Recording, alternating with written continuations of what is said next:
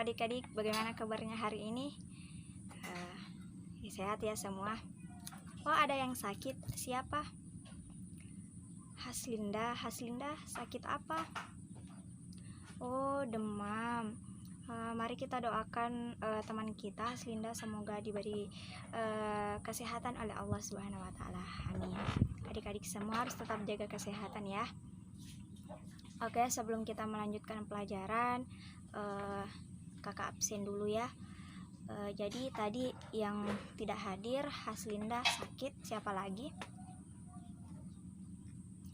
Fiska Ali. Kenapa Fiska Ali tidak hadir? Oh, jadi kita Alfa ya, karena tanpa keterangan.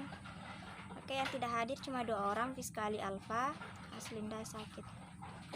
Oke adik-adik, kita lanjut. Oke adik-adik, semuanya masih semangat ya, karena berhubung hari sudah semakin siang, pasti sudah ada yang lapar, ngantuk dan sebagainya.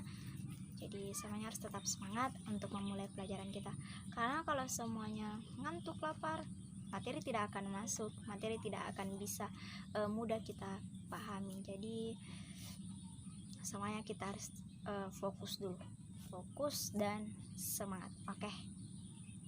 Jadi adik-adik, hari ini kita akan belajar materi tentang perpindahan kalor. Ya, sebelumnya kakak akan menyebutkan standar kompetensi, kompetensi dasar dan tujuan pembelajaran kita hari ini. Adik-adik bisa catat ya. Oke, standar kompetensi menerapkan konsep kalor dan prinsip konversi energi pada perubahan energi. Kompetensi dasar menganalisis cara perpindahan kalor. Kemudian tujuan pembelajaran kita hari ini yaitu yang pertama menjelaskan konsep perpindahan kalor. Yang kedua, menyebutkan contoh peristiwa konduksi, konveksi, dan radiasi. Kemudian tujuan pembelajaran kita yang ketiga, menganalisis peristiwa konduksi, konveksi, dan radiasi. Baik adik-adik, sebelum kakak ke materinya lagi, ke materi selanjutnya, jadi kakak akan menampilkan sebuah gambar. Nanti adik-adik akan kakak minta untuk menyebutkan apa-apa yang ada pada gambar tersebut. Oke, bisa ya? Good.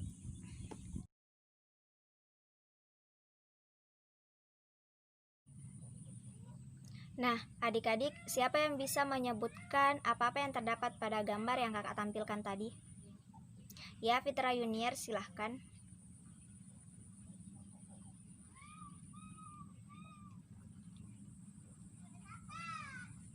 Ya, Fitra, benar sekali ya Fitra Yuniar. Jadi Fitra Yuniar ini sudah fokus sekali karena sudah menyebutkan dengan sempurna apa yang ada di gambar tersebut. Jawabannya benar sekali ya. Nah adik-adik, pertanyaan kakak selanjutnya nih, siapa yang bisa menyebutkan peristiwa apa yang terjadi pada gambar yang kakak tampilkan tadi?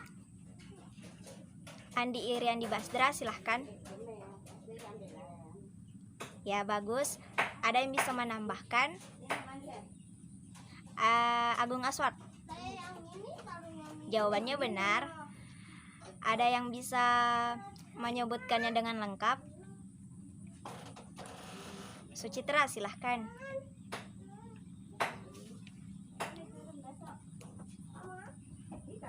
Iya, jawabannya benar sekali ya. Oke, kita beri aplaus dulu untuk Sucitra.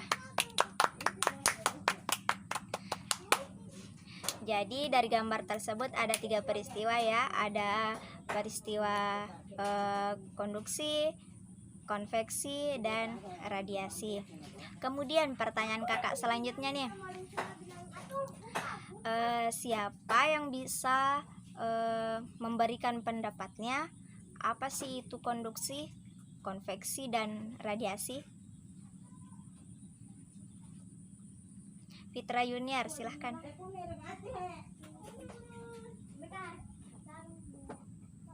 Ya, bagus. Ada yang bisa? Halimah, silahkan. Jawabannya benar. Oke, yang terakhir, radiasi. Siapa?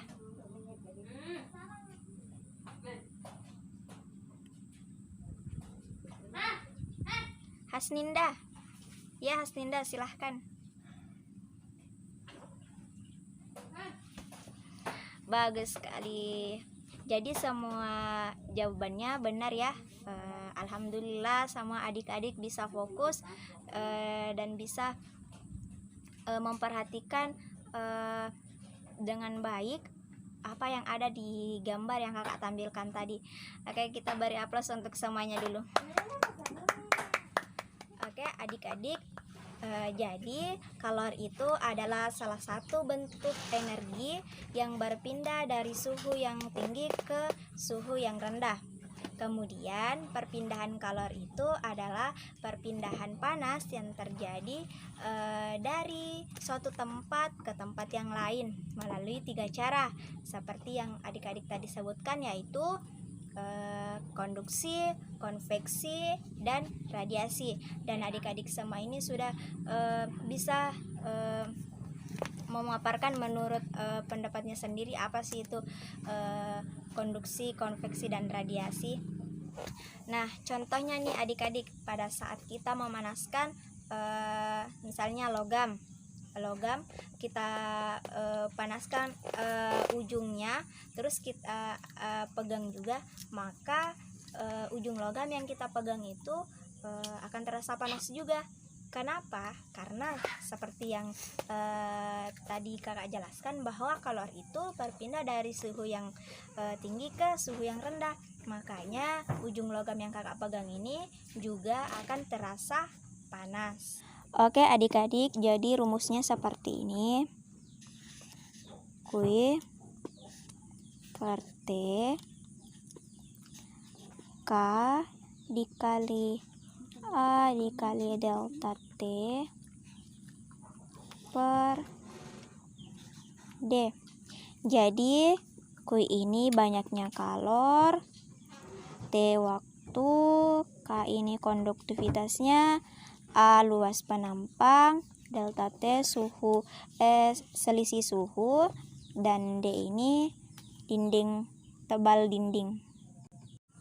Nah adik-adik, sekarang kakak punya satu soal. Jadi nanti siapa yang bisa menjawab dengan benar, kakak punya hadiah, dan hadiahnya masih rahasia. Jadi adik-adik tulis dulu ya soalnya. Pelat besi dengan tebal 4 cm memiliki luas permukaan 10.000 cm3. Salah satu permukaan bersuhu 120 derajat Celcius. Konduktivitas termalnya 4,82. Berapakah kalor yang melalui pelat baja tersebut tiap sekondnya? Oke adik-adik, jadi kakak silahkan dikerjakan. Kakak beri waktu 10 menit dari sekarang. Waktunya sudah habis ya. Oke, siapa yang bisa mengerjakan di papan tulis soal yang kakak sebutkan tadi? Fitra Yuniar, silahkan naik. Oke, Fitra Yuniar, jawabannya sudah bagus ya, tapi masih kurang tepat. Ada yang lain yang bisa melengkapi jawaban dari Fitra Yuniar? Oke, Andi Iriandi Basdra, silahkan.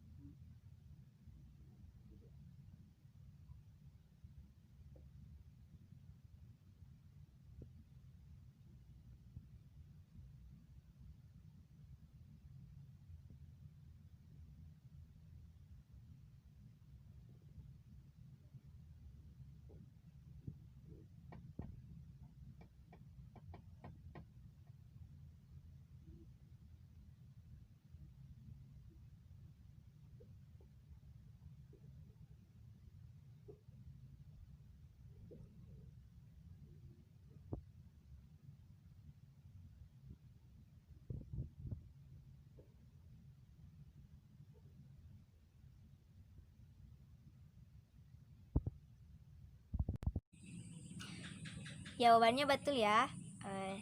Oke, sesuai janji kakak tadi, nanti hadiahnya kakak kasih setelah pembelajaran kita selesai. Karena 2 orang yang mengerjakan, jadi kakak juga kasih untuk 2 orang. Oke, kita kasih dulu tepuk tangan untuk teman kita yang sudah mengerjakan dengan benar soal yang kakak kasih tadi. Baik adik-adik, jadi sampai di sini dulu materi kita hari ini. Sebelum kakak keluar dari kelas, kakak punya tugas untuk di rumah dan dikumpul minggu depan. Jadi tugasnya itu adik-adik semua kumpulkan sebanyak mungkin peristiwa-peristiwa terkait dengan perpindahan kalor tadi, yaitu konduksi, konveksi, dan radiasi. Tugasnya ini adik-adik tulis di buku tugas ya, dan ingat minggu depan dikumpulkan. Semoga apa yang kita dapat hari ini dapat bermanfaat bagi kita semua. Dan jangan lupa catatannya diulang-ulang ya di rumah, dibaca-baca kembali agar tidak lupa. Ketua kelas, silahkan pimpin doanya sebelum kita keluar dari kelas.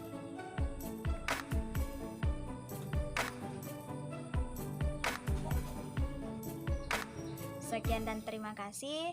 Assalamualaikum warahmatullahi wabarakatuh.